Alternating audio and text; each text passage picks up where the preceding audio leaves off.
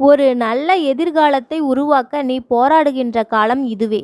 இதில் நேரும் அவமானங்களுக்கு உணர்ச்சி வசப்படாதே. அமைதியாக கடந்து செல். மற்றவர்கள் உன்னை குறைத்து மதிப்பிட்டாலோ அல்லது தவறே செய்யாமல் விமர்சித்தாலோ அந்த நேரம் நீ உணர்ச்சி வசப்பட்டு நடந்தால் நீ மாய வலையில் சிக்கிக் கொள்வாய். எனவே இப்போதே சொல்கிறேன், கவனம், கவனம், கவனம். உன்னை மாற்றும் சக்தி உன்னிடமே உள்ளது. தோற்றுப்போய் விட்டேன் என்ற எண்ணத்தை கைவிடு. விரும்பிய ஒருவர் உன்னை காயப்படுத்துவதை உன்னால் ஏற்க முடியவில்லை என்றால் தாமதிக்காதே. சற்றும் அந்த இடத்தை விட்டு விலகிவிடு.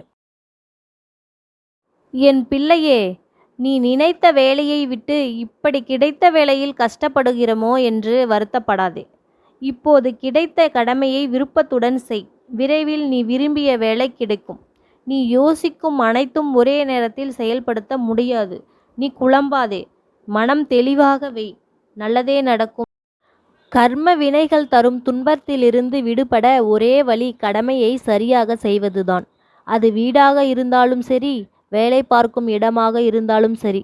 செய்ய வேண்டியது நீ அனைத்தும் சரியாக செய்தாலும் அவ்வப்போது மனம் வருந்திக் கொள்கிறாய். என் கடமையை செய்தும் எனக்கு எதுவும் சரியாக நடக்கவில்லை என்று புலம்புகிறாய். அதுதான் கர்மவினை. அது அப்படித்தான் நிகழும். ஆனால் வினை தீரும். உன் கடமைக்கு பலன் இருமடங்காக உனக்கு வந்து சேரும். நீ கவலைப்படாதே. நீ என்னை வழிபடுவதோடு உன் குலதெய்வத்தையும் மனதில் நினைத்து வழிபடு. ஒரு முக்கியமான கர்ம வினை தீரும்.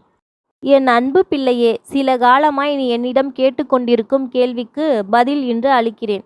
நீ என்னிடம் கேட்டாய், நான் யாரை நம்புவது என்று.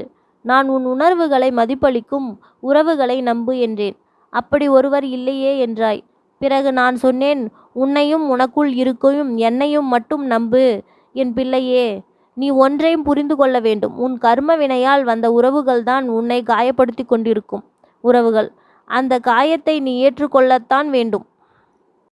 அந்த உறவுகள் தரும் துன்பத்தின் மூலம்தான் உன்னிடம் நீ ஏமாந்ததை வைத்துத்தான் உன் கர்ம வினை கழிகிறது.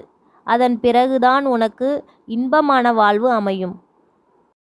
துன்பங்கள் வரும் பொழுது புலம்பாமல் என் நாமத்தை கூறு.